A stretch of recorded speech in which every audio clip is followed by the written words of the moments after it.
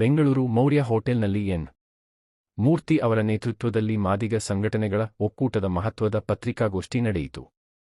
ಈ ಸಂದರ್ಭದಲ್ಲಿ ನೂತನ ಮುಖ್ಯಮಂತ್ರಿ ಡಿ.ಕೆ.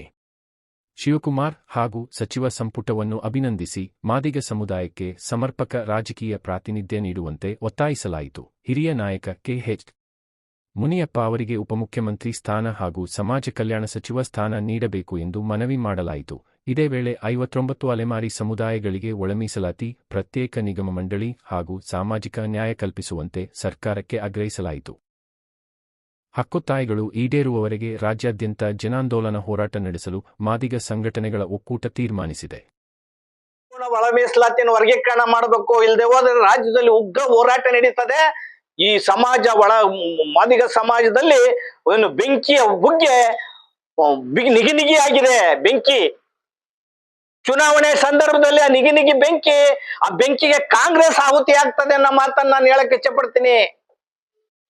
ಕಾಂಗ್ರೆಸ್ ಸಂಪೂರ್ಣ ಒಳ ಮೀಸಲಾತಿನ ವರ್ಗೀಕರಣ ಮಾಡಬೇಕು. ಜೊತೆಗೆ ಹಿರಿಯ ಸಚಿವರುಗಳಿಗೆ ಇನ್ನು 7-8 ದಿನದಲ್ಲಿ ಏನು ನೀವು ಸಚಿವ ಸಂಪುಟನ ಮಾಡ್ತೀರಿ, ಅದರಲ್ಲಿ 3 ಸಚಿವರನ್ನ ಕೊಟ್ಟು ಪ್ರಬಲ ಮಾದಿಗ ಸಮಾಜದವ್ರಿಗೆ 3 ಸಚಿವರನ್ನ ಮಾಡಬೇಕು. ಮತ್ತೆ ಉಪಮುಖ್ಯಮಂತ್ರಿ ಸ್ಥಾನವನ್ನ ಕೊಡಬೇಕು. ಮತ್ತೆ ನಿಗಮ ಮಂಡಳಿಗಳಲ್ಲೂ ಕೂಡ ಪಾಪ ಅನೇಕ ಅವ್ರನ್ನ ದುಡ್ಸ್ಕೊಂಡಿದ್ದೀರಲ್ಲ ಗುಲಾಮರ ತರ ಅಲೆಮಾರಿಗಳಲ್ಲಿ ಮಾದಿಗ ಸಂಬಂಧಿತ ಜಾತಿಗಳ ಕಾರ್ಯಕರ್ತರಿಗೆ ಅವ್ರ ಅಧ್ಯಕ್ಷರು ಸದಸ್ಯರು ಕೊಡ್ರಿ. ಅವರಿಗೆಲ್ಲ ಕೂಡ್ಲೇನೆ ಸಂಪೂರ್ಣ ಮೀಸಲಾತಿ ಮಾಡ್ಬೇಕು ಅಂತಂದ್ರೆ ನೀವು ಈಗಾಗಲೇ 50,000 ತಾತ್ಕಾಲಿಕ ಶಿಕ್ಷಕರ ನೇಮಕ ಮಾಡ್ಕೊಂಡಿದ್ರಿ. ಎಲ್ಲೂ ಒಳ ಮೀಸಲಾತಿ ಇಲ್ಲ. ವಿವಿಗಳಲ್ಲಿ ಒಳ ಮೀಸಲಾತಿ ಇಲ್ಲ, ಸ್ಥಳೀಯ ಸಂಸ್ಥೆಗಳಲ್ಲಿ ಒಳ ಮೀಸಲಾತಿ ಇಲ್ಲ, ಜಿಬಿನಲ್ಲಿ ಒಳ ಮೀಸಲಾತಿಗಳಿಲ್ಲ.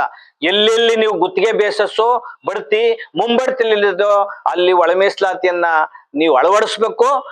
ಎಲ್ಲ ಏನು ಉದ್ಯೋಗಗಳಿದಾವಲ್ಲ ಎಲ್ಲ ಕಡೆ ಒಳ ಮೀಸಲಾತಿಯನ್ನು ಜಾರಿ ಮಾಡಬೇಕು. 50,000 ಉದ್ಯೋಗಗಳಿದ್ದಾವಲ್ಲ 50,432 ಉದ್ಯೋಗಗಳು ನೇಮಕಾತಿನಲ್ಲಿ ನೀವು ಒಳ ಮೀಸಲಾತಿಯನ್ನ ಮಾಡ್ತೇವೆ ಅಂತ ವರ್ಗೀಕರಣ ಮಾಡ್ತೇವೆ ಅಂತ ನಾಟಕ ಆಡಿರೋದ್ರಲ್ಲಿ ನೀವು ಜನರಲ್ SC ಜನರಲ್ ಅಂತ ಏನಿಕ್ಕಿದ್ರಿ 15 ಬಿಂದುಗಳು, 14 ಬಂದು 15 ಇಲ್ಲ ಬಿಂದುಗಳು ಅಂತಂದ್ರೆ ಅದು ಜನರಲ್. 3 ಹುದ್ದೆಗಳಿಲ್ಲ ಅಂದ್ರೆ ಜನರಲ್ ಅಂತ ಹೇಳಿ ಗೊಂದಲ ಮಾಡಿಕ್ಕಿದಿರಲ್ಲ, ಕೂಡ್ಲೆ ಪರಿಷ್ಕರಣೆ ಮಾಡ್ಬೇಕು ನೀವು. SC ಜನರಲ್ ಅಂದ್ರೆ ಸಂವಿಧಾನದಾಗ ಎಲ್ಲೂ ಅವಕಾಶ ಇಲ್ಲ. ರಾಜ್ಯದ ಎಲ್ಲ ರಾಜ್ಯದಲ್ಲಿರ್ತಕ್ಕಂಥ ಹುದ್ದೆಗಳಲ್ಲಿ ಮಾಡಿರ್ತಕ್ಕಂಥ ಮೀಸಲಾತಿಗಳನ್ನ ತೆಗೆದು ನೋಡಿ, ಅಥವಾ ಸಂವಿಧಾನ 15/4/16/4 ತೆಗೆದು ನೋಡಿ ನೀವು. ಅದರಲ್ಲಿ ಸಮವರ್ತ ಪಟ್ಟಿ ಕಾಂಕರೆನ್ಸ್ ಆಫ್ ಲಿಸ್ಟ್, ಅದು ಕಾಂಕರೆನ್ಸ್ ಲಿಸ್ಟ್, ಅದು ಇಡೀ ದೇಶಕ್ಕೆ ಅಪ್ಲೈ ಆಗಂತದ್ದು ಒಳ ಮೀಸಲಾತಿ. ಒಂದ್ ಯಾವ್ದೋ ಸುತ್ತೋಲೆ ಒಳ ಮೀಸಲಾತಿ ತೀರ್ಮಾನ ಮಾಡಲ್ಲ. ಒಳ ಮೀಸಲಾತಿ 16(4) ಪ್ರಕಾರ ಉದ್ಯೋಗಗಳನ್ನ ವಿತರಣೆ ಮಾಡ್ಬೇಕಾಗ್ತದೆ. ನೀವು SC ಜನರಲ್ ಅಂತಂದ್ರೆ ಅದು ಸಂವಿಧಾನ ವಿರೋಧಿ, ಸಂವಿಧಾನ ಬಾಹಿರ, ಸುಪ್ರೀಂ ಕೋರ್ಟ್ ಆದೇಶದ ವಿರೋಧಿ, ಕಂಟೆಂಪ್ಟ್ ಕೋರ್ಟ್ ಆಗ್ತದೆ. ನೀವು backward, more backward, most backward, ಅದು ಎಂಪೆರಿಕಲ್ ಡಾಟಾ, ಅದನ್ನೇನು ಮಾಡಿಲ್ಲ.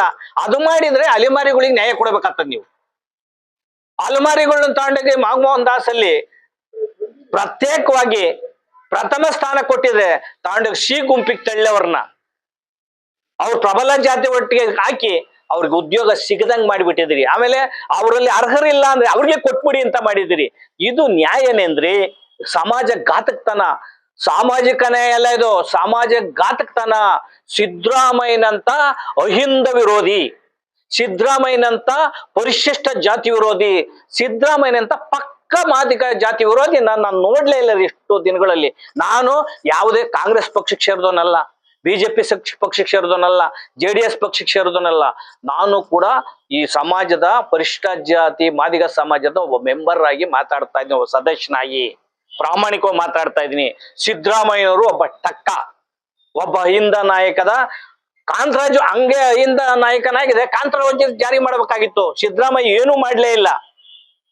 ಒಲೆ ಮಾದಿಗ ಸಮಾಜನ ತಿಥಿ ಮಾಡೋಗ್ಬಿಟ್ರು.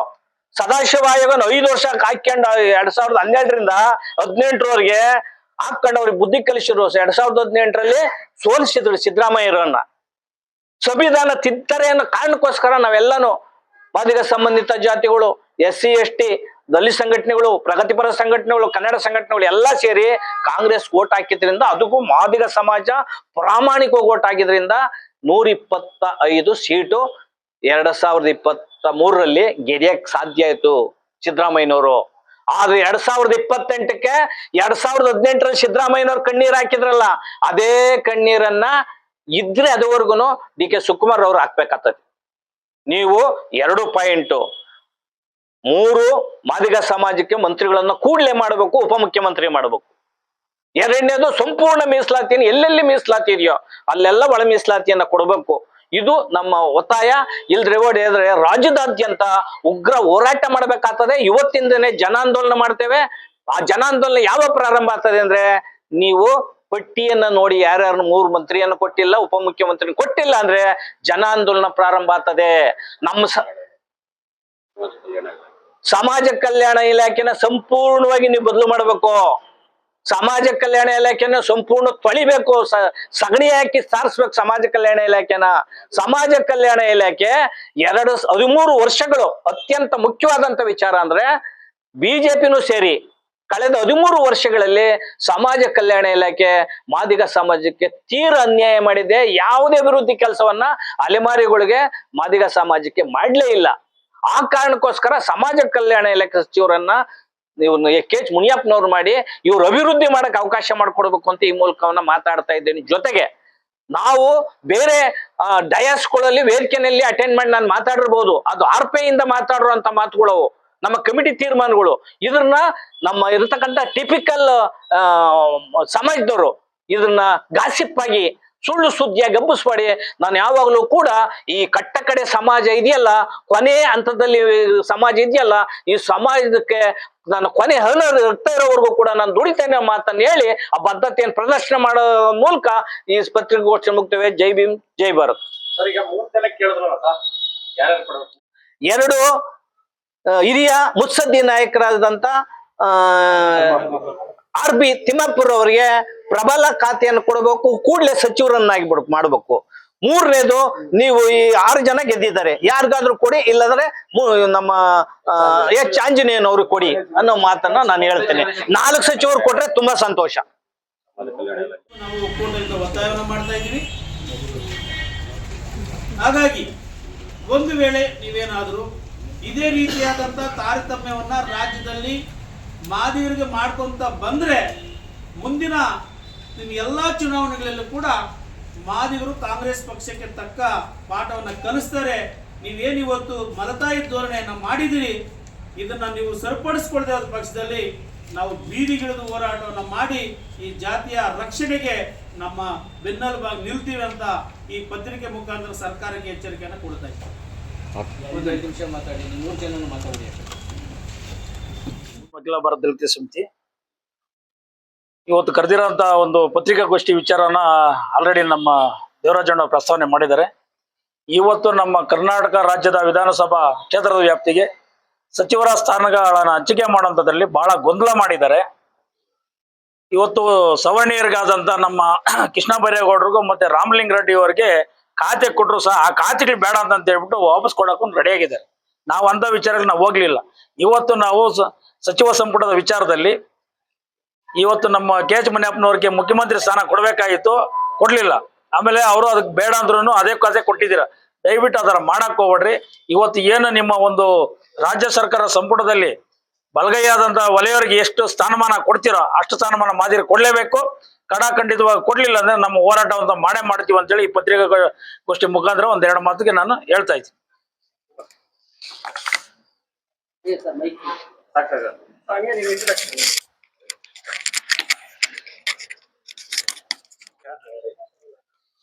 ಇದುವರೆಗೂ ಕೂಡ ಆಳಿದಂತ ಸರ್ಕಾರಗಳು, ನಮ್ಮನ್ನ ಆಳದಂತ ಸರ್ಕಾರಗಳು ಮಾದಿಗ ಸಮುದಾಯವನ್ನ ಸಂಪೂರ್ಣವಾಗಿ ನಿರ್ಲಕ್ಷ್ಯ ಮಾಡ್ತಾ ಬರ್ತಾ ಇದೆ.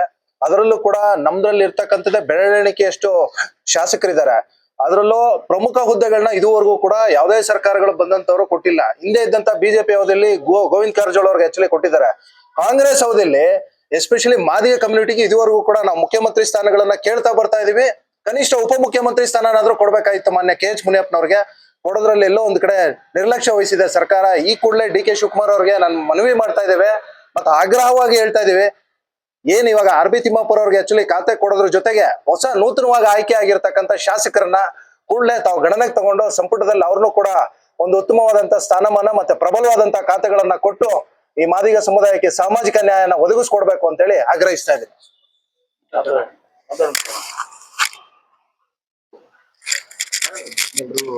ಎಲ್ರಿಗೂ ಮಾಧ್ಯಮ ಮಿತ್ರರಿಗೆ ನಮಸ್ಕಾರ. ಇವತ್ತು ತಮ್ಗೆಲ್ಲ ಗೊತ್ತೇ ಇದೆ, ಇಡೀ ರಾಷ್ಟ್ರದಲ್ಲೇ ಒಂದು ಆಂದೋಲನ ಮಾಡಿದ್ದು ಕೂಡ ಆಂಧ್ರ ಬಿಟ್ರೆ ಕರ್ನಾಟಕದಲ್ಲಿ ಅತಿ ಹೆಚ್ಚು. 35 ವರ್ಷ ಸುದೀರ್ಘ ಹೋರಾಟಗಳು. ಉದ್ಯೋಗಕ್ಕಾಗಿ ಹೋರಾಟ ಮಾಡಲಾಯ್ತು, ರಾಜಕೀಯಕ್ಕಾಗಿ ಹೋರಾಟ ಮಾಡಿತ್ತು, ಆರ್ಥಿಕವಾಗಿ ಹೋರಾಟ ಮಾಡಲಾಯ್ತು.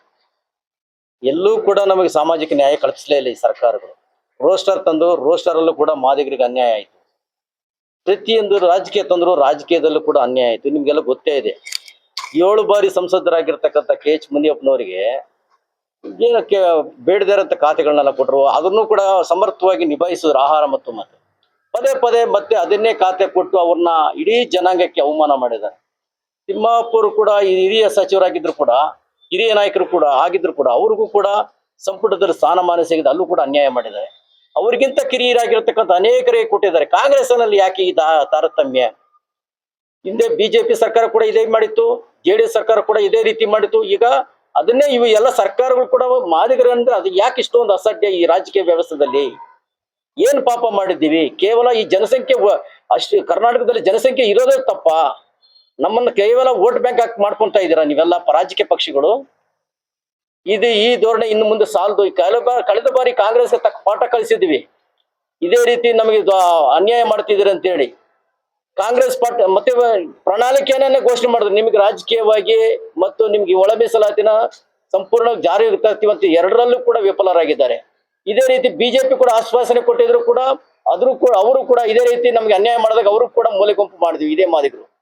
ದಯವಿಟ್ಟು ನಾವು ಈ ಕೊನೆಯದಾಗಿ ಎಚ್ಚರಿಕೆ ಕೊಡ್ತಾ ಇದ್ವಿ. ಇಡೀ ಎಲ್ಲಾ ದಲಿತ ಸಂಘಟನೆಗಳು, ಮಾದಿಗ ಸಂಘಟನೆಗಳು ಸೇರಿಕೊಂಡು ನಿಮಗೆ ಇದು ಎಚ್ಚರಿಕೆನೋ ಅಥವಾ ನಮ್ಮ ಆಗ್ರಹನೋ ನೀವು ತಿಳ್ಕೋಬೇಕು. ಈ ಕೂಡಲೇ ಎಚ್ಚೆತ್ತುಕೊಂಡು ಮುಂದಿನ ಸಚಿವ ಸಂಪುಟದಲ್ಲಿ ಮಾದಿಗರಿಗೆ ಅನ್ಯಾಯ ಆಗದ ರೀತಿಯಲ್ಲಿ ನೀವು ಸರಿಪಡಿಸದಿದ್ದರೆ ಅಲ್ಲಿ ಹೈಕಮಾಂಡ್ ಮತ್ತೆ ರಾಜ್ಯದ ಮುಖ್ಯಮಂತ್ರಿಗಳು ತೀರ್ಮಾನ ತಗೊಂಡಿಲ್ಲ ಅಂದ್ರೆ ಅದಕ್ಕೊಂದು ಮನೆಗೂ ಮಾದಿಗರು ಎಚ್ಚೆತ್ತುಕೊಳ್ತಾರೆ. ಈ ಸಂದರ್ಭದಲ್ಲಿ ನಾವು ಎಚ್ಚರಿಕೆ ಮಾಡೋದ್ರ ಮೂಲಕ ತಮಗೆ ಈ ಮಾಧ್ಯಮದ ಮುಖ ಎಚ್ಚರಿಕೆ ಕೊಡ್ತಾ ಇದ್ದೀವಿ. ನಾನು ಮುತ್ತುರಾಜ್ ಅಂತ ಹೇಳಿ, ಕರ್ನಾಟಕ ಹಿಂದೆ ಒಕ್ಕೂಟ ಸಮಿತಿ, ಅಖಿಲ ಭಾರತ ಮಾದಿಗ ದಂಡೋರ ರಾಜ್ಯಾಧ್ಯಕ್ಷರು ಮತ್ತು ಇಲ್ಲಿ ಒಕ್ಕೂಟದಿಂದ ಸೇರಿರ್ತಕ್ಕಂಥ ನಮ್ಮ ಹಿರಿಯರು ಏನಿದಾರಲ್ಲ, ಒಕ್ಕೂಟದಿಂದ ಈ ಒಂದು ಒಳ್ಳೆಯ ಒಂದು ನಿರ್ಣಯಗಳನ್ನು ತಗೊಳ್ತಕ್ಕಂಥ ಕೆಲಸಗಳನ್ನ ಮಾಡ್ತಾ ಬಂದಿದ್ದಾರೆ. ಒಳ ಮೀಸಲಾತಿ ಅನ್ನತಕ್ಕಂಥದ್ದು ಸುಪ್ರೀಂ ಕೋರ್ಟ್ ಆದೇಶ ಮತ್ತು ನಾವು ಬಹುದಿನದ ಹೋರಾಟ, ಪ್ರಾಣಗಳನ್ನ ಕಳ್ಕೊಂಡ್ ಕೂಡ ಪ್ರಾಣಕ್ಕೆ ಲೆಕ್ಕಿಲ್ಲ. ಆ ಒಳ ಮೀಸಲಾತಿಯನ್ನು ದಿಕ್ಕು ತಪ್ಪಿಸಿ ಮಾದಿಗರಿಗೆ ಏನು ಸಿಗಬಾರದು ಅನ್ನೋಂಥದ್ದು ಸಂಚು ಮಾಡಿ ಕುತಂತ್ರದಿಂದ ಬೇರೆ ಬೇರೆ ಷಡ್ಯಂತ್ರದಿಂದ ಮಾದಿಗರಿಗೆ ಒಂದು ಉದ್ಯೋಗದಲ್ಲಿ ಈ ದಂಶ ಮಾಡ್ಬೇಕನ್ನಂಥದ್ದು ಕಾಂಗ್ರೆಸ್ ಉದ್ದೇಶ. ಅದಕ್ಕೆ ನಾನು ಹೇಳ್ತೇನೆ, ಯಾವ ಭಸ್ಮಸೂರ ನಾನು ಅಂತಿದ್ನೋ ಆ ಭಸ್ಮಸೂರ ತನ್ನ ತಲೆ ಮೇಲೆ ತಾನೇ ಕೈ ಇಟ್ಕೊಂಡು ಭಸ್ಮ ಆದ್ನಿನ ಅದರಂಗ ಕಾಂಗ್ರೆಸ್ದವರು ಮಾದಿಗರಿಗೆ ತುಳಿಬೇಕನ್ನಂತ ನಾನು ಅನ್ನೋ ಅಹಂಕಾರ ಇಟ್ಕೊಂಡ್ರೆ ನೀವು ಸರ್ವನಾಶ ಆಗದ ಕರೆಕ್ಟ್. ಯಾಕಂದ್ರೆ ಮಾದಿಗರ ಶಾಪ ಒಳ್ಳೇದಲ್ಲ. ಮಾದಿಗರು ಒಂದ್ಸಲ ಮತದ ಬದಲಾವಣೆಗಳನ್ನ ಮನಸ್ಸು ಮಾಡಿದ್ರೆ ಕಾಂಗ್ರೆಸ್ ಏನ್ ಮಾಡಿದ್ರು ಮುಂದೆ ಬರ್ಲಿಕ್ಕೆ ಸಾಧ್ಯವಿಲ್ಲ. ಯಾಕೆ ಹೇಳ್ತಾ ಇದ್ದೇನೆ ಅಂದ್ರೆ, ಒಳ ಮೀಸಲಾತಿ ನಿಮಗೆ ಮಾಡಕ್ಕಾದ್ರೂ ಮಾಡ್ರಿ, ಆದ್ರೆ ಅದನ್ನೆಲ್ಲ ಕೆಡಿಸಿ ಸುಪ್ರೀಂ ಕೋರ್ಟ್ ಆದೇಶ ಉಲ್ಲಂಘನೆ ಮಾಡ್ಬೇಡ್ರಿ. ಸಂಪೂರ್ಣ ಒಳ ಮೀಸಲಾತಿ ಯಾವುದು ಮಾಡಿಲ್ಲ, ಅದು ಮಾಡ್ಬೇಕು. ಸಂಪುಟ ಒಳ ಮೀಸಲಾತಿ ಮಾಡ್ಬೇಕು. ಮತ್ತು ಈಗ ಏನು ಸಂಪುಟಗಳಲ್ಲಿ ಒಡೆಯರಿಗೇನೋ 2 ಕೋಟಿ 3 ಕೊಟ್ಟಿದ್ರು, ಆ ತರ ಮಾದಿಗರಿಗೆ ಕೂಡ 3 ಉದ್ಯೋಗಗಳನ್ನ ಸಂಪುಟ ಸಚಿವರುಗಳನ್ನ ಮಾಡ್ಬೇಕು. ಮತ್ತು ಸಮಾಜ ಕಲ್ಯಾಣ ಹುದ್ದೆ ಕೊಡ್ಬೇಕು ನಮ್ಮ ಸಮಾಜಕ್ಕೆ. ಮತ್ತು ಅಲ್ಲಿಂದ ಉಪಮುಖ್ಯಮಂತ್ರಿ ಸ್ಥಾನಗಳನ್ನ ಕೊಡ್ಬೇಕು, ಉನ್ನತ ಸ್ಥಾನ ಕೊಡ್ಬೇಕು. ಬರೀ ಬೇಕಾಬಿಟ್ಟಿಯಾಗಿ ಯಾವುದೋ ಒಂದು ಅದೇನಂತಾರ ಕುಡಿಯೋದು, ಒಂದು ಅಕ್ಕಿ ಅನ್ನಂತ ದಾನ ಮಾಡೋಂಥದ್ದು ಬೇಡ. ಒಳ್ಳೆ ಹುದ್ದೆ ಕೊಟ್ರೆ ಆ ಸಮುದಾಯ ಬೆಳೆಸ್ತಕ್ಕಂಥ ಕೆಲಸ ಆಗ್ತದೆ. ಆರ್ಥಿಕವಾಗಿ ಸಮುದಾಯ ಬೆಳೆದ್ರೆ ಮುಂದೆ ಸಮಾಜಕ್ಕೆ ಸುಧಾರಣೆ ಆಗ್ತದೆ, ರಾಜಕೀಯ ಸುಧಾರಣೆ ಆಗ್ತದೆ. ಕಾಂಗ್ರೆಸ್ ಪಕ್ಷನ ಇಲ್ಲಿವರೆಗೆ ನಂಬಿದೀವಿ, ಇನ್ನೂ ನಂಬುತ್ತೀವಿ. ನೀವೇನಾದ್ರೂ ನಮಗೆ ತುಳಿತಕ್ಕಂಥ ಕೆಲಸ ಮಾಡಿದೆ, ಒಳ ಮೀಸಲಾತಿ ಒಂದು ಹೊಡಿತಕ್ಕಂಥ ಕೆಲಸ, ಮಾದಿಗರಿಗೆ ಏನು ಮೋಸ ಮಾಡಿದ್ರೆ ಮುಂದಿನ ದಿನದಲ್ಲಿ ನಿಮ್ಮ ಕಾಂಗ್ರೆಸ್ ಸರ್ಕಾರನ ಸರ್ವನಾಶ ಮಾಡ್ಲಿಕ್ಕೆ ನಾವೆಲ್ಲ ಇಲ್ಲಿ ಹಿರಿಯರು ಏನು ಎನ್ ಮೂರ್ತಿ ಅಣ್ಣವರು, ಶಂಕರಪ್ಪಣ್ಣವರು, ಕೇಶವಮೂರ್ತಿ ಅವರು, ಇನ್ನಿರ್ತಕ್ಕಂಥ ಅಕ್ಕಂಡು ಎಲ್ಲಾ ರಾಜ್ಯಾಧ್ಯಕ್ಷರು ಸೇರಿ ಒಂದು ಕೈಗೊಂಡಿರ್ತಕ್ಕಂಥ ನಿರ್ಣಯ ಏನಂದ್ರೆ, ಮತನ ಯಾವ ರೀತಿ ಹಾಕ್ಬೇಕು, ನಾವು ಯಾವ ರೀತಿ ಮುನ್ನಡಿಬೇಕು, ಇಷ್ಟು ದಿನ ನಾವು ಮಾಡಿದಂಥದ್ದಲ್ಲ, ಈಗ ಬೇರೆಯನ್ನ ಮಾಡ್ಬೇಕನ್ನಂಥದ್ದು ಒಂದು ಕರಪತ್ರ ಚಳವಳಿ ರಾಜ್ಯಾದ್ಯಂತ ಹಾಕ್ಬೇಕಾಗ್ತದೆ. ಆ ಕಾರಣಕ್ಕ ಕಾಂಗ್ರೆಸ್ಸೇನ ನೀವು ಮಾಡಿಕೊಡ್ಬೇಡ್ರಿ. ಆ ತರ ನೀವು ಅದನ್ನ ಸರಿ ಮಾಡಿ ಮುಂದೆ ಸಮಾಜಕ್ಕೆ ನ್ಯಾಯ ಕೊಡುವಂತ ಕೆಲಸ ಮಾಡ್ಬೇಕಂತ ಒಂದು ನಾನು ಈ ಒಂದು ಪ್ರಕಟಣೆ ಮೂಲಕ ನಾನು ಆಗ್ರಹ ನಾನು ಸ್ವಾಗತ ಕೋರ್ತಾ, ಏನಿವತ್ತು ನಮ್ಮ ಸಂಘಟನೆಗಳವರು ತಗೊಂಡಿರೋ ತೀರ್ಮಾನ ಸರ್ಕಾರಕ್ಕೆ ಒಂದು ಎಚ್ಚರಿಕೆ ಕೊಡ್ತಾ ಇದೆ. ಎಷ್ಟು ದಿನ ಅಂತ ನಾವು ಭಿಕ್ಷೆ ಬೇಡೋಣ, ಏನು ಭಿಕ್ಷೆ ಬೇಡ್ಕೊಂಡೇ ಇರೋಣ? ಅದು ನಾವು ಭಿಕ್ಷೆ ಬೇಡ್ತಾ ಇರೋದು ಅಳಿಸೋಗಿರೋ ಅನ್ನಕ್ಕೆ, ಬಿಸಿ ಅನ್ನಕ್ಕಲ್ಲ. ಬಿಸಿ ಅನ್ನ ಮುಖ್ಯಮಂತ್ರಿ ಸ್ಥಾನ, ಉಪಮುಖ್ಯಮಂತ್ರಿ ಸ್ಥಾನ. ಅದು ಮಂತ್ರಿಗಳಲ್ಲಿ ಯಾವುದೋ ಒಂದು ಕಿತ್ತೋಗಿರೋ ಮಂತ್ರಿ, ಅವನಿಗೆ ಮನೆಗೂ ಸಹ ಬಸ್ತೆ ಅಂದ್ರೆ ಮನೆ ತಗೊಂಡು ಖರ್ಚು ಮಾಡಬೇಕು ಅಂತ ಮಂತ್ರಿ ಸ್ಥಾನ ಕೊಡ್ತಾ ಇದ್ದಾರೆ. ಪಾಪ ಶ್ರೀಮಂತರು ಭಿಕ್ಷಾ ಅವರೆಲ್ಲಾನು ಈ ನಮ್ಮ ಸರ್ಕಾರದಲ್ಲಿ ಇವಾಗ ಉನ್ನತ ಕ್ಯಾಬಿನೆಟ್ ರ್ಯಾಂಕ್ಗಳಿದೆಯಲ್ಲ, ಅಲ್ಲಿ ಏನೋ ₹1 ಸಿಕ್ಕೋದಿಲ್ಲ. ಈ ಆಹಾರದಲ್ಲಿ ಬಹಳ ಕೋಟಿಗಟ್ಟಲೆ ಸಿಕ್ಕುತ್ತೆ. ಅಂಥವೆಲ್ಲ ನಮ್ಮವ್ರು ಕೊಡೋದು, ಸಾರಾಯಿ ಕುಡ್ಕೊಂಡು ಸಾಯಿಲ್ಲ ಅನ್ನೋದು, ಇದೇ ನಮ್ಮ ಸಮಾಜವನ್ನ ದಿಕ್ಕು ತಪ್ಪಿಸಿ ಮುಂದಕ್ಕೆ ಇವ್ರ ಮೇಲೆ ಬರಬಾರದು ಅನ್ನೋದು ದುರುದ್ದೇಶ ಅವರೊಳಗೆ ಇದೆ.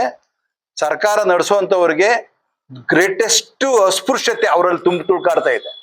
ಹೈಟೆಕ್ ಅಸ್ಪೃಶ್ಯತೆ ಇದು, ಕಾಣದೇ ಇರ್ತಕ್ಕಂಥ ಅಸ್ಪೃಶ್ಯತೆ ಇದು. ಹೇಳ್ತಾ ಇಲ್ಲ ಅಷ್ಟೇನೆ, ಇವರೆಲ್ಲಾನು ಅರಿವು ಬಂದಿದೆ ನಮ್ಮ ಸಮಾಜಕ್ಕೆ. ಈ ಅರಿವು ಮೂಡಿಸ್ಕೊಂಡು ಮುಂದಿನ ದಿನಗಳಲ್ಲಿ ಯಾರ್ಯಾರು ಅಸ್ಪೃಶ್ಯತೆ ಆಚರಣೆ ಮಾಡ್ತಾರೋ ಅವ್ರಿಗೆಲ್ಲಾನು ತಕ್ಕ ಪಾಠ ಕಲಿಸೋದಕ್ಕೆ ಸಿದ್ಧತೆ ಮಾಡ್ಕೊತಾ ಇದ್ದೀವಿ. ಇವಾಗೇನು ಕಾನೂನುಬದ್ಧವಾಗಿ ನೀವು ಏನಿವಾಗ 7%, 8% ರಿಸರ್ವೇಶನ್ ಸಿಗ್ಬೇಕಾಗಿರೋದನ್ನ ಪಾಪ ಎಲ್ಲ ಹಂಚ್ಬಿಟ್ಟಾರೆ. 5 ಕಡಿಮೆ ಇರೋರಿಗೆಲ್ಲ ಸೇರಿಸಿದ್ದೀರಾ, ಓಕೆ, ಅದನ್ನು ಒಪ್ಕೊಂಡಿದ್ದೀವಿ. ಇವಾಗ ಕಡಿಮೆ ಸಂಖ್ಯೆಗೂ ಹೆಚ್ಚು ಸ್ಥಾನ ಕೊಟ್ಟು ಕಣ್ಣು ಮುಂದೆನೇ ಹೆಚ್ಚು ಸಂಖ್ಯೆ ಇರ್ತಕ್ಕಂಥವ್ರಿಗೆ ಕನಿಷ್ಠ ಸ್ಥಾನಗಳು ಕೊಟ್ರೆ ಮುಖ್ಯ ಸಚಿವ ಸಂಪುಟದಲ್ಲಿ, ಇದಕ್ಕೂ ಸಹ ಸಮಾಜ ಕಣ್ಣು ಬಿಟ್ಟು ನೋಡ್ತಾ ಇದೆ. ಇದನ್ನ ಅನ್ಯಾಯ ಮಾಡಕ್ ಹೋಗ್ಬೇಡ್ರಿ. ಕಾಂಗ್ರೆಸ್ ಬಹಳ ನಂಬಿಕೊಂಡಿದೆ ಮಾದಿಗರಿಂದನೇ ಕಾಂಗ್ರೆಸ್ಸು. ಯಾವ ಗೌಡ್ರಿಂದಿಲ್ಲ, ಲಿಂಗಾಯತರಿಂದಿಲ್ಲ, ಬ್ರಾಹ್ಮಣರಿಂದಿಲ್ಲ, ಯಾವ ಜಾತಿನಿಂದಿಲ್ಲ. ಮಾದಿಗರು ಗಟ್ಟಿಯಾಗಿ ನಿಂತಿರತಕ್ಕಂಥದಕ್ಕೆ ನಾನು ಲೀಡ್ರು ಅಂತ ಬೇರೆ ಜಾತಿಯವರು ಬಂದು ಇವ್ರನ್ನ ಸೇರಿಸ್ಕೊಂಡು ಅವ್ರು ಉನ್ನತ ಪದವಿ ಪಡ್ತಾ ಇದ್ದಾರೆ. ಈ ಉನ್ನತ ಪದವಿ ಪಡಿತಾ ಇರೋದ್ರಿಂದ ನಮ್ಗೆ ನೋವಿಲ್ಲ. ಆದ್ರೆ ನಾವು ಕನಿಷ್ಠ ಪಕ್ಷ ಅಳಿಸೋಗಿರೋ ಅನ್ನೋದಕ್ಕಿಂತ ಸ್ವಲ್ಪ ಬಿಸಿ ಅನ್ನೋದ್ರ ಕೊಡಿ ಅಂತ ನಾವು ಇವತ್ತು ಬೇಡಿಕೆ ಮಡಗಿದ್ದೀವಿ. ಇವಾಗ ಸ್ಥಾನಮಾನಗಳನ್ನ ಹಂಚೋವಾಗ ಸ್ವಲ್ಪ ನೋಡಿ ಮಾಡಿ. ಇವಾಗ ಹಿರಿಯರಿಗೆ ನೀವು ಡಿ.ಕೆ. ಶಿವಕುಮಾರ್ ಹೇಳ್ತಾ ಇದ್ರು, ಅಧಿಕಾರ ಸಿಗದೆ ಹೋದ್ರೆ ಒದ್ದು ಕಿತ್ಕೊಬೇಕು ಅಂತ. ಒದ್ದು ಕಿತ್ಕೊಂಡಿದಾರ. ನಮಗೆ ಒದೆಯೋ ಶಕ್ತಿ ಇಲ್ಲ ಮಾದಿಗರಿಗೆ. ಕೇವಲ ಸ್ಥಾನದಲ್ಲಿದ್ದೀವಿ. ಆ ಕೇವಲ ಸ್ಥಾನದಿಂದ ಒದೆಯೋ ಸ್ಥಾನಕ್ಕೆ ಬರೋದಕ್ಕೆ ಬಿಡಬೇಡ್ರಿ. ಕೇವಲ ಸ್ಥಾನದಲ್ಲಿ ನಮ್ಮ ಏನು ಬೇಡಿಕೆಗಳಿಂದ ತೃಪ್ತಿಪಡಿಸಿ ಅಂತ ಹೇಳ್ತಾ, ಇವತ್ತೇನು ಉಪಮುಖ್ಯಮಂತ್ರಿ ಸ್ಥಾನ ಮತ್ತು 3 ಸಚಿವ ಸ್ಥಾನ ನಾವು ಬೇಡಿಕೆ ಇಟ್ಟಿದ್ದೀವಿ. ಅದನ್ನ ನೀವು ಪಕ್ಷದಲ್ಲಿ ಯಾರು ಅರ್ಹರೋ ಅವರು ನೀವು ತೀರ್ಮಾನ ಮಾಡ್ಕೊಡಿ. ನಾವು ಬೇಡಿಕೆ ಮಾಡೋದಿಲ್ಲ, ನಾವು ಆಯ್ಕೆ ಮಾಡೋದಿಲ್ಲ. ಪಕ್ಷದಲ್ಲಿ ಯಾರ್ಯಾರು ಅರ್ಹರೋ ಅವರಿಗೆ ಉಪಮುಖ್ಯಮಂತ್ರಿ ಸ್ಥಾನ ಮತ್ತು 3 ಸ್ಥಾನಗಳನ್ನು ನಮ್ಮ ಮುಖ್ಯಮಂತ್ರಿ ಕೊಡಬೇಕು ಅಂತ ಹೇಳ್ಬಿಟ್ಟು ನಮ್ಮ ಬೇಡಿಕೆ ಇದೆ. ಅದನ್ನ ಬೇಡಿಕೆ ಈಡೇರಿಸಿದ್ರೆ ನಾವು ಕಾಂಗ್ರೆಸ್ ಪರ ಇರ್ತೀವಿ. ಇಲ್ಲದೆ ಹೋದ್ರೆ ಮುಂದಿನ ದಿನಗಳು ಕಾಂಗ್ರೆಸ್ ವಿರುದ್ಧವಾಗಿ ಕೆಲಸ ಮಾಡಬೇಕಾಗುತ್ತೆ. ಇದಕ್ಕೆ ಅವಕಾಶ ಮಾಡಿಕೊಡ್ಬೇಡಿ ಅಂತ ಹೇಳ್ಬಿಟ್ಟು ಈ ಸಂದರ್ಭದಲ್ಲಿ ನಾವು ಹೇಳೋದು.